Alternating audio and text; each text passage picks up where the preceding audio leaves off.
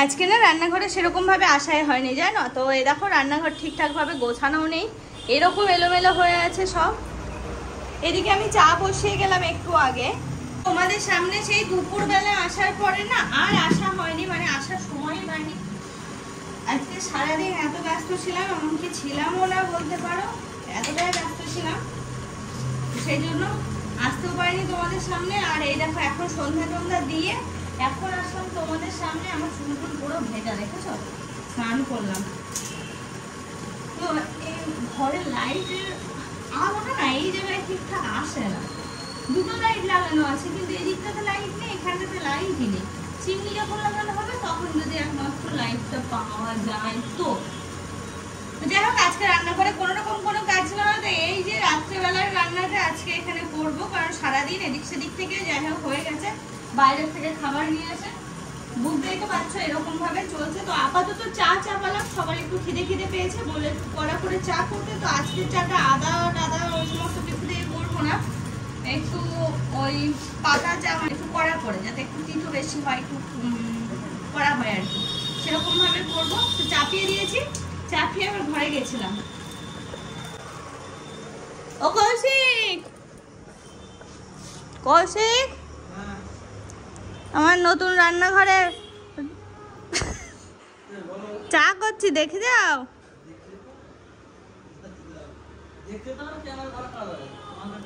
না যা বাবা, জামা কাপড়গুলো তো গুছিয়ে রাখলেও পারতে। আরে বাবা না, ওই ঘরে যেখানে চা করছে ওই জায়গায় আলোটা ঠিক যায় পড়ে না। আমি তুমি যাতে একটু ভালো করে দেখতে পাও, না তো কেউ দেখতে পাবে না তো তোমাকে একটা লাইটে, ওই জন্য ফ্ল্যাশ জ্বেলেছি, ওই লাইটটা জ্বাললাম না। আর তোমার কি মুডটা অফ আজকে? মেয়ের বাড়ি পছন্দ করেনি আজকে? কৌশিকের এই ঘরে শিকড় নেমে গেছে, এই ঘর থেকে নাম মানে বেরোয়নি, সেই যে ঘরে ঢুকেছে।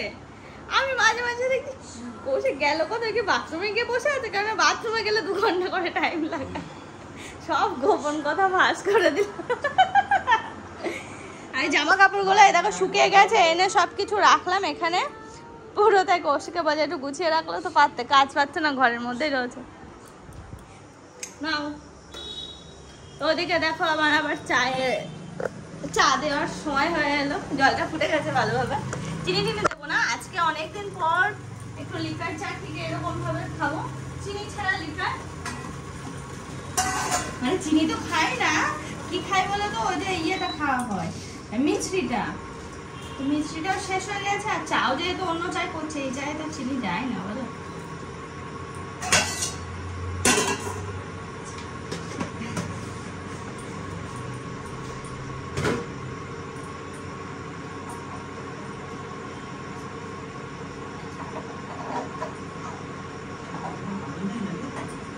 এই দেখো এই জায়গায় আলোটা নেই, দু সাইডে আলো তো এই জায়গায় নেই। চিমনি টিমনি যখন নেওয়া হবে তখন লাগাবো কোথায় তুমি? ও চিমনি লাগানো জায়গা এখানে আছে, ও দেখো পুরোটা থাকলেই হবে। চিমনিটা লাগাবো কোথায় সেটা বলছি, মানে কেন এখানে লাগানো যাবে না? চিমনিটা লাগাবো সব জানলা দিয়ে বেরিয়ে যাবে, টানতে মানে পুরো টানবে।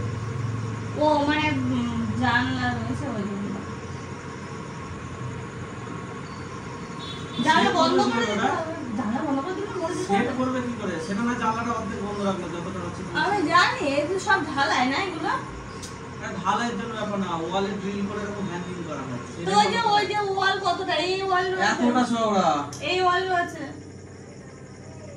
আরে চওড়া তো জানি, এখান থেকে না হয় এত দূর আসবে। হ্যাঁ তাহলে এবার এই আটকাবে কোথায়? ভেতরে ঢোকাতে পারবে না।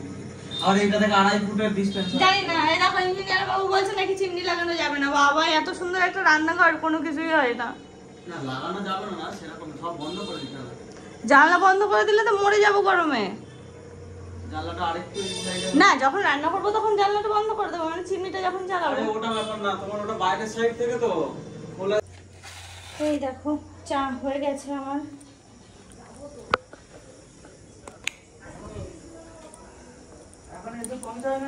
এই নাও চা।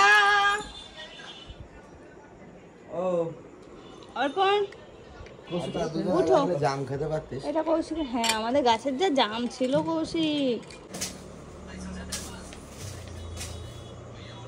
তো দেখো আজকে বিকালবেলা বলেছিলাম না যে গাছগুলো, সে গাছগুলো লাগাবো, তো আজকে না একটু সময় পাইনি, সেই কারণে গাছগুলো ছাদে রেখে এসেছি, কিন্তু লাগানো হয়নি। কাল সকালবেলা লাগাবো। তো অর্পণকে বললাম কাল যেন দেখে যেতে ভুল করো না, অ্যালার্ম না দিলে, মানে অ্যালার্ম তো দিয়ে রাখবোই, যদি কোনো রকমে ঘুমিয়ে থাকি সেই জন্য ওকে বললাম দেখে যাবে।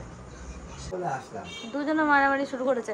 তো এই যে এই জামাটা তুমি যে বললে এখন পরবো না, কটা দিন না এখন পুরো ছাপি বলবো, বলছি বলবো তো অন্যটা পরো গে। ঠিক ভালো না বুঝলি তো, দেবে চুলের মুঠি কি ঘরে ঝামেলা করবে। দুটোই মারামারি করতে করতে এখন গেল বাজে, এখন বাজে 8:15। আমি ভাবলাম আজকে আর যাবে না, আমাকে জিজ্ঞেস করছে আজকে কি খাওয়াবে রাত্রেবেলা, কৌছি আমি খিচুড়ি করবো, চাপ নিও না, খিচুড়ি করবো, খিচুড়ি খেও। চলে আসলাম রান্নাঘরে। আর আজকে আমি সন্ধ্যা না রাত্রের জন্য খিচুড়ি করবো বলেছিলাম, সেই জন্য একটু চলে আসলাম। এবার সমস্ত খিচুড়ির বন্দোবস্ত করতে হবে। এটা তো দেখতে দেখতে বেজে গেল হচ্ছে 9টা, 9:30 প্রায় 9:20 নাগাদ আমি এদিকে এসেছি, 20-25 না। সবার প্রথমে আমি বাসন টাসনগুলো আগে রেডি করে নিই, তারপরে হচ্ছে শুরু করবো। এটা লাগবে, ওটা লাগবে। আজকে খিচুড়ি করবো, একটু গোবিন্দভোগ চাল, গোবিন্দভোগ আমি হচ্ছে মুগের ডাল দিয়ে।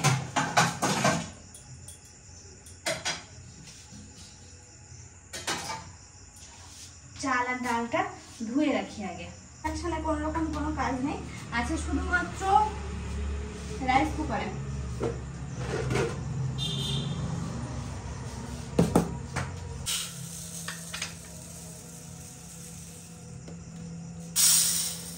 কি করে বুঝবো কতটা নেবো, এই তো হেভি মুশকিলে পড়ে গেলাম।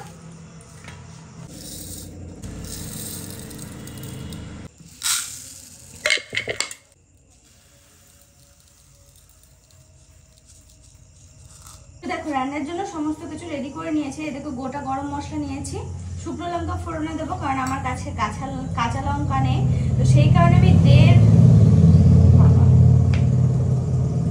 সেই জন্য আমি 1.5 টুকরো নিয়ে নিয়েছি শুকনো লঙ্কা, কারণ লঙ্কায় তো ঝাল, বেশি ঝাল হলে অল্প আবার খেতে পারবে না, তো সেই জন্য 1.5 টুকরো নিয়েছি। আর এই দেখো গোটা গরম মশলা নিয়েছি, আর আলু, এই দেখো ছোট ছোট করে আলু কেটে নিয়েছি, আদা কিছুটা থেতো করে নিয়েছি, আর এখানে যা যা সরঞ্জাম যা যা লাগে খিচুড়ি করতে সেগুলো সব কিছু হাতের কাছে রেখে দিয়েছি রেডি করে। তো দেখো এদিকে এটা গরম হয়ে গেছে, এবার এর মধ্যে তেল দেবো, ঘিটা পরে দেবো, তেল দিয়ে রান্নাটা শুরু করব। আর এই তেলের মধ্যে এইগুলো ফোড়নে দিয়ে দেবো।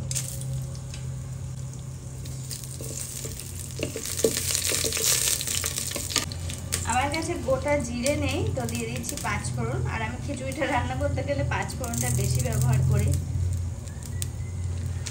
চলো দিয়ে দিলাম 5 ফোড়ন। ফোড়নটা হয়ে যাক, তারপরে দিয়ে দেবো আলু। এবার দিয়ে দিচ্ছি আলু।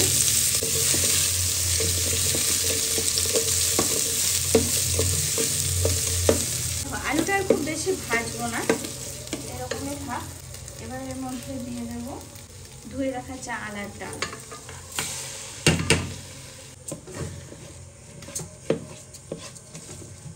পরিমাণ মতো লবণ দিচ্ছি, হলুদ দিচ্ছি, জিরে গুঁড়ো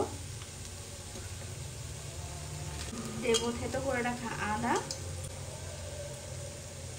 দেব, চিনি, সবকিছু একসাথে খুব ভালো করে এবার মিশিয়ে নেব। কি অবাক হচ্ছে তো, সমস্ত কিছু একসাথে কিভাবে কি রান্না করব, কেমন টেস্ট হবে? দারুণ টেস্ট হয়, দারুণ। কারণ আমি এরকম ভাবেই রান্না করি। কেন জানো, আমার মেসো হচ্ছে কুক, রাঁধুনি। তো আমার মেসো যখন ঠাকুরের ভোগ বা কিছু রান্না করে না, দেখি যে আমি যেটুকু তাও তেলের উপরে দিলাম, মেসো কিন্তু তাও দেয় না, পুরো কাঁচা, মানে এমনি সমস্ত কিছু দিয়ে দেয়, দিয়ে ফুটে উঠে নামিয়ে দেয়। এত সুন্দর খেতে লাগে, মানে ভোগের প্রসাদ, বুঝতেই পারছো। তাহলে মেশোর মতো আমি কোনোদিনই অত সুন্দর রান্না করতে পারি না, কিন্তু আমিও এরকমভাবে যখনই করি না এরকমভাবেই করি। আর ডালটা আমি কোনো সময় ভাজি না, আমি সবসময়ের জন্য কাঁচা দেওয়ারই চেষ্টা করি। দেখো সব কিছু আমার দেওয়া হয়ে গেল।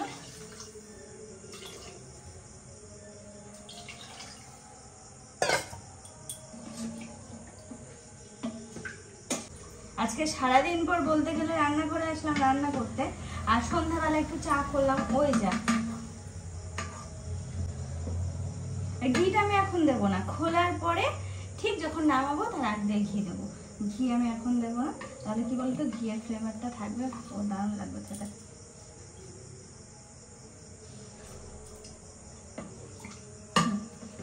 এখনো পর্যন্ত ঠিক আছে, এবার হোক, তারপরে একবার টেস্ট করবো।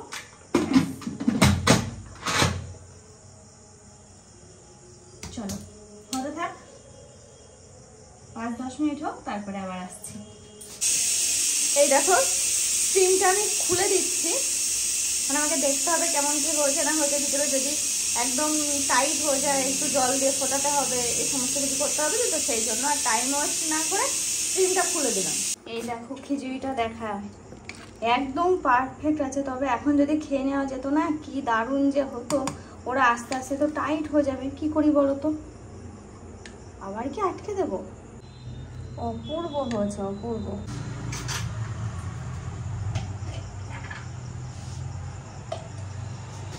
ঘিটা দিয়ে দিই।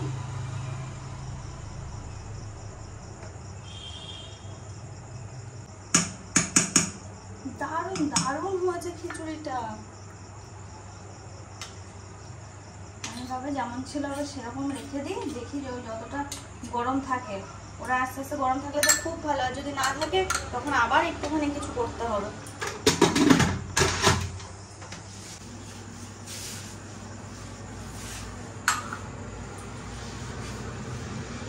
আজকের রান্নাঘর বাসন কোসন সব মাজা কমপ্লিট, সমস্ত কিছু মাজা হয়ে গেছে, আর কোনো কাজ থাকলো না, শুধুমাত্র এই রান্না করা এটা হবে, এই বাটিটা এক্সট্রা হলো, চামচটা এক্সট্রা হবে, আর দুটো থালা এক্সট্রা হবে, এইগুলো সকালবেলা মেজে নিলে হয়ে যাবে। তো থাক আপাতত এরকম।